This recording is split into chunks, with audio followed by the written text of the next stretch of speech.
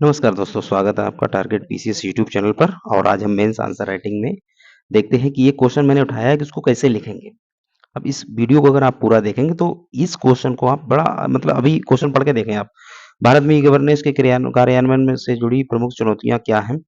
E-governance Bharat में भ्रष्टाचार प्रथाओं को कम करने में किस प्रकार सहायक है? अभी लग रहा है क्या लिखना है, कहाँ से शुरू करना है? और इस वीडियो को देखने के बाद आप इस आंसर को या ई-गवर्नेंस या जो है ई-गवर्नेंस से संबंधित कोई भी क्वेश्चन होगा बड़े आराम से कर लेंगे। तो इसमें हम कोई भी क्वेश्चन लिखने से पहले सबसे पहले देखें कि इस पूरे प्रश्न में क्या-क्या बिंदु हैं। जो मुख्य बिंदु हैं उनको अंडरलाइन करिए, उनको समझिए क्या है। तो भारत में सबसे पहले तो एक पॉइंट निकल के आता है ई-गवर्नेंस। फिर ई-गवर्नेंस से कार्यान्वयन से जुड़ी चुनौतियाँ, तो दूसरा ऑप्शन बिंदु निकल के आता है चुनौतियाँ क्या हैं। ई-गवर्नेंस भारत में भ्रष्टाचार प्रथाओं को कम कैसे करेगा ये। तो इसमें आपको 3 बिंदु निकल के आए हैं। और प्रश्न लिखने का वही पैटर्न है जो 3 बिंदु होते हैं। जैसे पहला बिंदु है आपका भूमिका। भूमिका आप ये अच्छी-सी भूमिका लिखेंगे, उस भूमिका से ही आपका उत्तर प्रभावी बनेगा। पढ़ने वाला जो आंसर चेक करेगा वो भूमिका पे ही नज़र रखता है। अब दूसरा है जो उसकी मेन बॉडी कैसी होना चाहिए, क्या-क्या होना चाहिए, और तीसरा आपका निष्कर्ष है। मैं तीनों चीज़ों के इसके मॉडल आंसर बताऊँगा आपको कि किस तरह से इसका लिखना है आपको।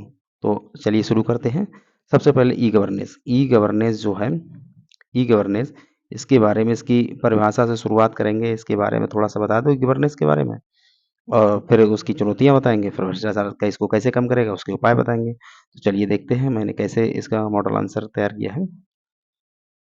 जो प्रश्न पूछा गया था, भारत में ई-गवर्नेंस के कार्यान्वयन से जुड़ी प्रमुख चुनौतियाँ क्या हैं, और ये देखो क्वेश्चन वही है और 200 शब्दों में आपको लिखना है।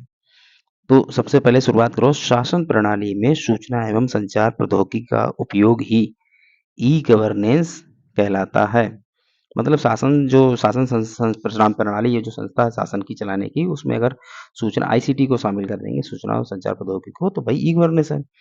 ई-गवर्नेंस शासन में विकेंद्रीकरण का सर्वोत्तम उदाहरण है। विकेंद्रीकरण मतलब विकेंद्रीकरण होता है कि जैसे मान लिया ये ऊपर सेंटर है और ये राज्य है, बहुत सारे, और राज्यों के अंदर छोटी-छोटी संस्था है। तो सत्ता का हस्तांतरण ऊपर से नीचे की ओर, ये विकेंद्रीकरण है। जैसे पंचायती राज संस्थाएँ हो गई, ये विकेंद्रीकरण का उदाहरण है। विकेंद्रीकरण का मतलब सत्ता धीरे-धीरे सत्ता का विस्तार होना, निचले स्तर पे सत्ता का मतलब जन सामान्य तक सत्ता का हस्तांतरण होना, पावर नीचे पहुँचना, लोगों में पहुँचना। फिर इससे ये इतना कर दिया आपने। अब देखो एक चीज़ समझ लीजिए, भूमिका आपकी 200 शब्द हैं, 200 शब्दों में लगभग 10% में होना चाहिए। 10% में भूमिका रहेगी आपकी, और 10% में आपका निष्कर्ष हो जाएगा, बाकी आपका मेन बॉडी रहना चाहिए। तो यहाँ पे भूमिका क्लियर हो गई, भूमिका बिल्कुल सटीक होना चाहिए और साफ-सुथरी होना चाहिए, प्रभावी तभी बनेगी। अब इसमें ई-गवर्नेंस से जुड़ी चुनौतियाँ क्या-क्या हैं, वो लिख दीजिए। जैसे मैंने लिखा है डिजिटल अंतराल। डिजिटल अंतराल क्या है? ग्रामीण और शहरी क्षेत्रों के बीच सूचनाओं, सेवाओं और इंटरनेट जैसी सुविधाओं की पहुँच का कम होना। आज भी देख रहे हैं कि इंटरनेट स्पीड जो शहर में है वो गाँव में नहीं है। कुछ जगह तो ऐसी हैं कि गाँव में नेटवर्क नहीं आते, छतों पे जाना पड़ता है। तो ये जैसी सुविधाएँ हैं।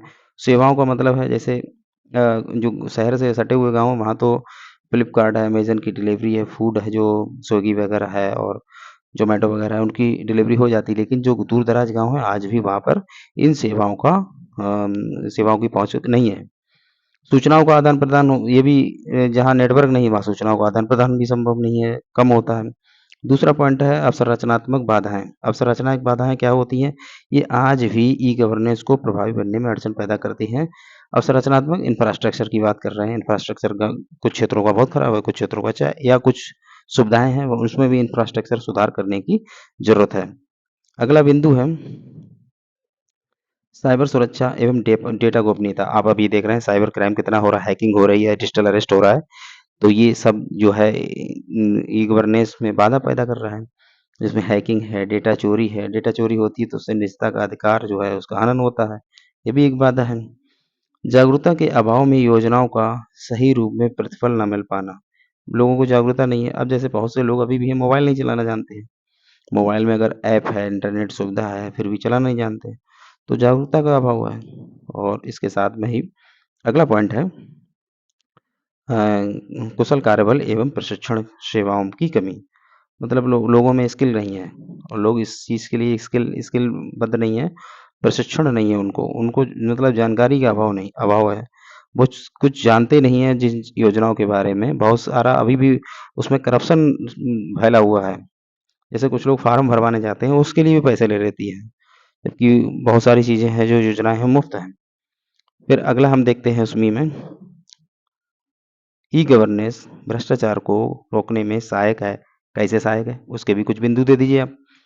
तो जैसे हमने तीसरा पॉइंट बनाया था कि भ्रष्टाचार को कैसे कम करता है, जैसे पारदर्शिता एवं जवाबदेही में वृद्धि। जब ई गवर्नेंस होगा, लोगों के पास सत्ता होगी, तो लोग शासक से सवाल पूछेंगे कि आपने क्या किया, कितना बजट आया, तो ये पारदर्शिता होगी और जवाबदेहिता बढ़ेगी। ई आरटीआई, जो आरटीआई होती है, उसका ई मतलब इलेक्ट्रॉनिक, जो ऑनलाइन आरटीआई होती है, के तहत समय एवं कर्तव्यों की प्रति सत्ता।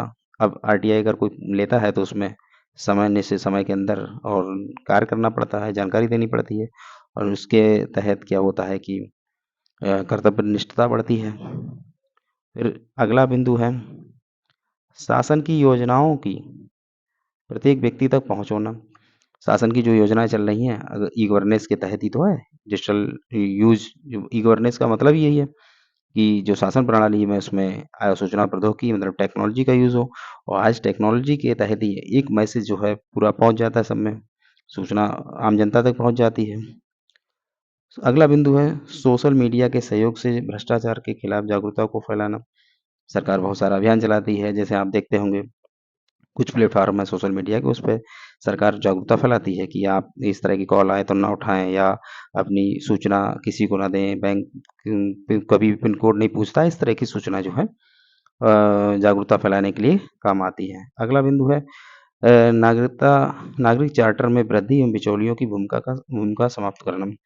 नागरिक चार्टर, अगर एक जो सरकारी संस्था हैं, जो भी सेवाएं दे रही हैं, चाहे सरकारी हो, निजी हो, जो भी हो, अगर वो नागरिक चार्टर लगाएंगी, नागरिक चार्टर मतलब नागरिकों को दी जाने वाली सुविधाएं, जो उनके अधिकार हैं, वो अपने अधिकारों के बारे में जानेंगे। अगर उनकी चेतना में, उनकी क्या नाम, जागरूकता में वृद्धि होगी, तो ऑटोमेटिक बिचौलिए समाप्त हो जाएंगे। अब ये जो है भ्रष्टाचार को कैसे रोकेगा, वो भी हो गया। अब एक बढ़िया सा निष्कर्ष दे दीजिए, शानदार निष्कर्ष। ये निष्कर्ष ही आपके उत्तर की एंडिंग, अच्छी एंडिंग कराएगा। निष्कर्ष अच्छा होगा तो अच्छा, बहुत अच्छे नंबर मिलेंगे। ई गवर्नेंस के उपयोग से ही सामान्य सेवा केंद्र, जैसे जन सेवा केंद्र है, डिजिटल लॉकर है, प्रतिनिधि लाभ हस्तांतरण है यानी डीबीटी है, डिजिटल भुगतान जैसे यूपीआई वगैरह हो गया, गूगल पे हो गया, इत्यादि सेवाओं को बढ़ावा मिल रहा है, जिसके कारण जनता एवं शासन के बीच दूरी कम हुई है। बस हो गया, इतना आपने लिख के दे दिया, और इसी के साथ निष्कर्ष खत्म हो गया। और निष्कर्ष आपका उससे मिलता जुलता पॉजिटिव थिंकिंग होना चाहिए, जैसे इसमें मैंने बताया है कि जनता के बीच में दूरी कम हुई है, बहुत सारी योजनाओं को बढ़ावा मिल रहा है। तो आप एक बार फिर से देख लीजिए, आपका सवाल क्या था शुरू से? सवाल था ये, अब मैंने इसमें बताया भी था आपको कि गवर्नेंस को बताइए, चुनौतियों को बताइए, और साथ में ही भ्रष्टाचार को कैसे कम कर रहा है या किस प्रकार सहायक है। तो आप देखिए, और सबसे अच्छी बात है कि आपकी राइटिंग जो है पठनीय होना चाहिए, पढ़ने योग्य होना चाहिए। और ये मैंने 200 शब्दों में दिया है, लगभग मैंने शब्द नहीं गिने, फिलहाल ये शब्द 200 के आसपास ही हैं। अगर 200 शब्दों में पूछा भी जा रहा है, तो आप अगर 10-20 शब्द आगे-पीछे कर देंगे तो कोई नुकसान नहीं है, कोई दिक्कत नहीं है। लेकिन हाँ, शब्द बराबर या थोड़े कम ही रहें तो फ़ायदा है, क्योंकि आपको 20 प्रश्न लिखने होते हैं 3 घंटे में, और शब्द ज़्यादा करेंगे तो कहीं न कहीं प्रश्न पीछे छूटेंगे। तो अगर आप लोग कमेंट करिए आपको ये वीडियो कैसी लगी है, अगर आप लोग अपना उत्साह दिखाएँगे, आप लोग इसमें कमेंट करेंगे, आप बताएँगे कि हाँ और आगे की ज़रूरत है, तो आगे भी मैं इस तरह से मॉडल आंसर आपको बताऊँगा किस तरह से लिखना है। धन्यवाद।